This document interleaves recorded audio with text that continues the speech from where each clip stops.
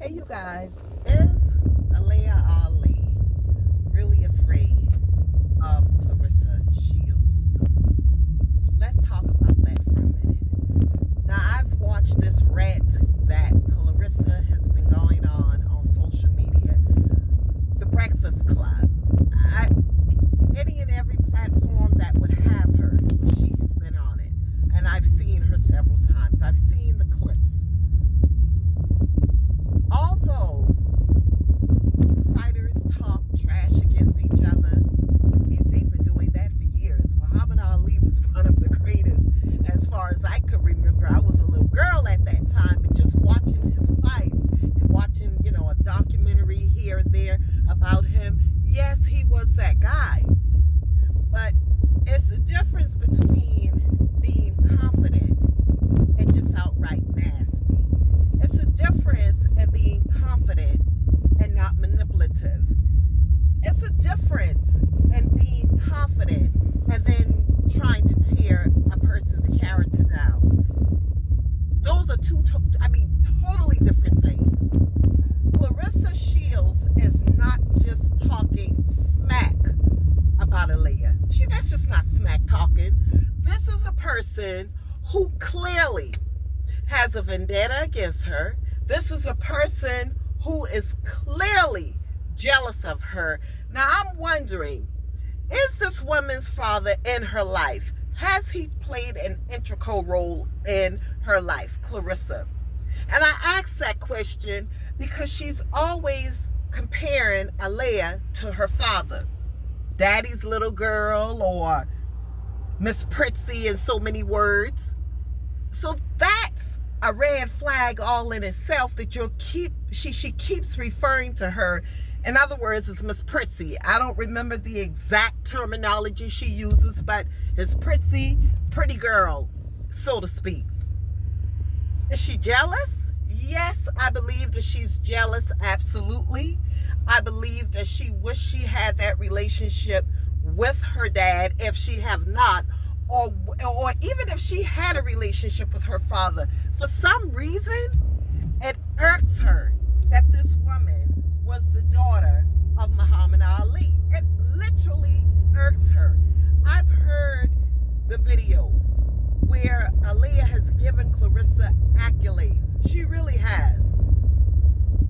The young lady herself said that she gave her great advice.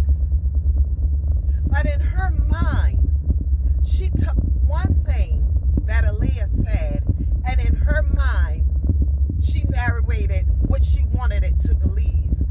All to just do exactly what she's doing right now. She was just looking to me, in my opinion, waiting on that opportunity so that she could start and stir up something against this woman. So apparently, she's had these feelings all along. It just didn't happen from that video, but that was the opportunity and the only opportunity she had to leash out on her.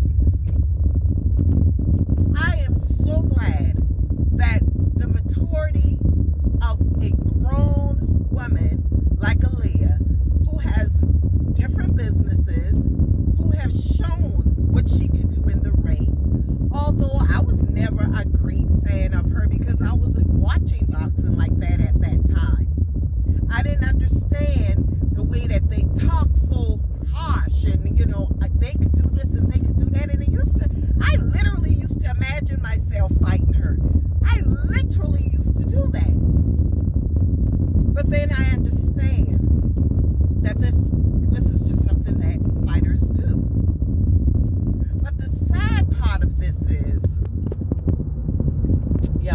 okay, there it goes. The sad part about this is Claressa has truly taken this to another level.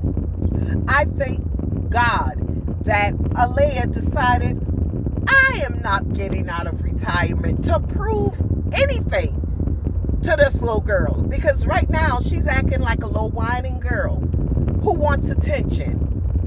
Laila was just as classy and confident as she could be. I watched 2 of her videos, the part 1 and the part 2, where she actually addressed everything that she felt like addressing concerning all of this that's going on with Claressa. Poised, classy. Just a classy woman. You could be masculine and boxing, but then you could also exude femininity. And that's what Aaliyah showed for me. This young lady right here, Claressa, she has her makeup on. She's a cute lady. But she's so, you can't see her femininity. You can't get past that harshness. I can't get past her harshness and the evilness and trying to bring and pull somebody else down after all that this lady, Aaliyah, has accomplished. After all that she's have accomplished. The audacity of this young lady to come at her like that. Out of retirement to prove what to who? No. Absolutely not. Okay, let's just say they fought and Claressa laid her out. Does that make her the greatest fighter? Can we honestly say that every single time someone fought an opponent in the ring that makes them the best, or they had a bad night? Seriously. So if that's her driving force beyond all of this, behind all of this, I should say, if that is her driving force, it's sad. Or she could potentially just want to be able to say she fought Muhammad Ali's daughter. Plain and simple. Plain and simple. But I am so glad that Aaliyah is going on about her business and let this little girl here keep ranting and raving about this and that. Just Aaliyah. It's like, girl, stop already. You could tell where her maturity level is, and you could tell her mentality. Money does not bring on maturity. Money just allows you to act more foolish than you really are. It gives you the platform and the things to get out there and do all of these things that you want to do. And all of these influential people, money allows them to do that. But money does not bring about maturity, clearly. First of all, Papoose, unless they've already gotten a divorce, Papoose is still technically a married man. So she's strolling around with this guy who's legally still attached to his wife. They have a child together, or children. I don't know how many. But you mean to tell me you're gloating about wanting to have a baby with a man who is not even divorced from his current wife yet? Does she not know that could reverse and change at any time? So why would she even want to put herself in that position? So that right there tells me her mentality. I kind of wanted to like her a little bit in the beginning. And then when I begin to hear all of this stuff and watch it, I'm like, this girl is jealous and very manipulative. She envies Aaliyah so much until it's almost like she hates her. Seriously. It kind of reminds me of, it was a Hispanic girl. I don't remember her name. But it was a movie about her. She was a huge singer, a Hispanic singer. Beautiful. Oh, God, I don't remember her name. But if I remember her name, I'll put it in the description. And the woman who was supposed to be close to her, I think she was like a manager or something. She was close to her. But that lady ended up murdering her. Now, she acted as if she liked this woman so much. She was on tour and stuff with them, but she ended up killing her. The Bible says jealousy is crueler than the grave. So when you got a person like that, envying you like that, you better keep your eyes open. You better keep your eyes open because you don't know what their potentials are. You don't know what they could potentially do. So, do I think Aaliyah is afraid to fight her? Absolutely not. Absolutely not. Absolutely not. I think this girl had maybe 2 knockouts out of all of the fights she had. Aaliyah is tall in stature, beautiful woman. Girl, do you really think you could knock her out? You could whip her? I don't think so. So I said all of this to say, be mindful of who you keep yourself around. Be mindful of the company that you keep. Be mindful of the people that you're around when you're successful or you're working towards your goal and they see you heading in that direction. Everyone who's around you, and even accepting advice from you does not necessarily mean that they like you and they're rooting and cheering you on. She's a clear indication of that.